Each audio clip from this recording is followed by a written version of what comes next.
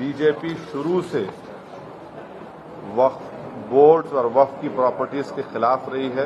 RSS का agenda है कि वो शुरू से वक्फ प्रॉपर्टीज को और वक्फ बोर्ड को खत्म करने की कोशिशें करती रही है। ऐसे कई मस्जिद दरगाहें हैं हमारे भारत में जहां पर बीजेपी आरएसएस ये क्लेम करती है कि वो दरगाह और मस्जिद नहीं है।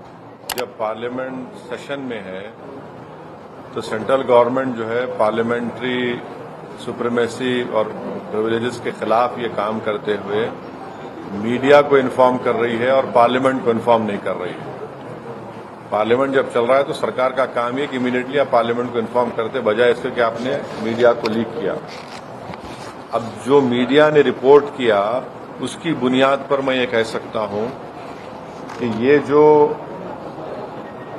प्रपोज अमेंडमेंट है मीडिया में जो लिखा गया है वो इस बात को बताता है कि मोदी हुकूमत वक्फ बोर्ड की ऑटोनॉमी को छीनना चाहती है और वो इंटरफेयर करना चाहती है वाकिफ के मंशे के खिलाफ कि किस तरह से उस वक्फ की प्रॉपर्टी को चलाया जाए और ये खुद फ्रीडम ऑफ रिलीजन के खिलाफ है, नंबर 1। दूसरी बात यह है कि बीजेपी शुरू से वक्फ बोर्ड्स और वक्फ की प्रॉपर्टीज के खिलाफ रही है और इनका एक हिंदुत्व का एजेंडा है, आरएसएस का एजेंडा है कि वो शुरू से वक्फ प्रॉपर्टीज को और वक्फ बोर्ड को खत्म करने की कोशिशें करती रही हैं।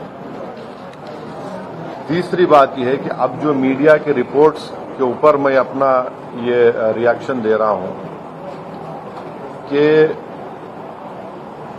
एक बार किसी प्रॉपर्टी को वक्फ डिक्लेयर कर दिया गया तो हमेशा वक्फ रहता है।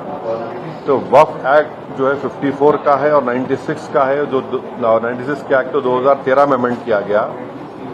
वो सर्वे कमिश्नर को पावर्स देता है और सर्वे कमिश्नर को अपॉइंट कौन करती है? State government.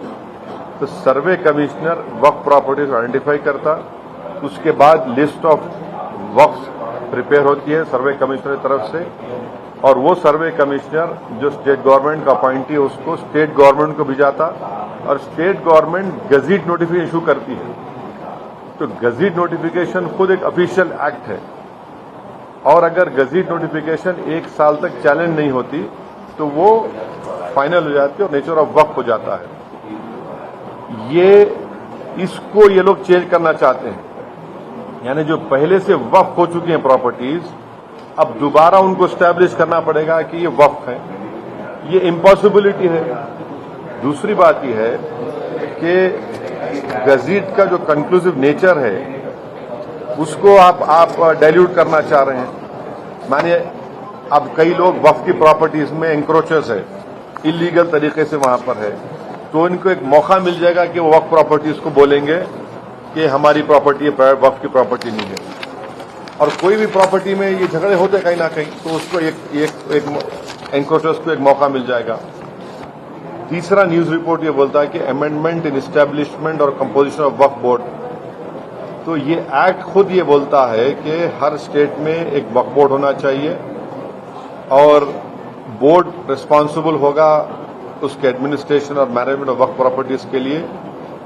अब अगर आप अमेंडमेंट करेंगे establishment and composition of Waqf board में तो एक एडमिनिस्ट्रेटिव क्योस होगा, loss of autonomy Waqf board का होगा और ये गवर्नमेंट का जो कंट्रोल है वक्फ बोर्ड के ऊपर, गवर्नमेंट का कंट्रोल बढ़ेगा तो वक्फ के इंडिपेंडेंस पे बहुत बड़ा असर पड़ेगा।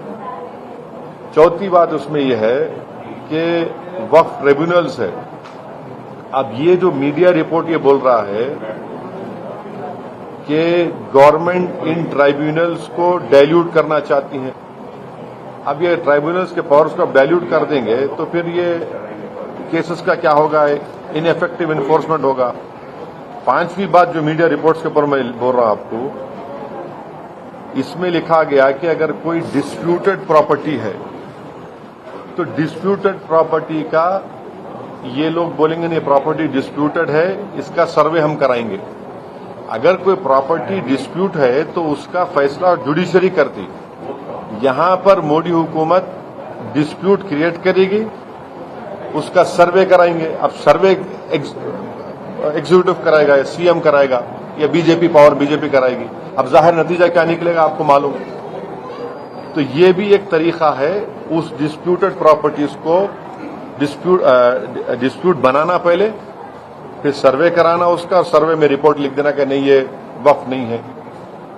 ऐसे कई मस्जिद दरगाहें हैं हमारे भारत में जहां पर बीजेपी आरएसएस ये क्लेम करती है कि वो दरगाह और मस्जिद नहीं है। तो जो पावर जुडिशरी का है वो एग्जीक्यूटिव छीनना चाह रहा है उसको।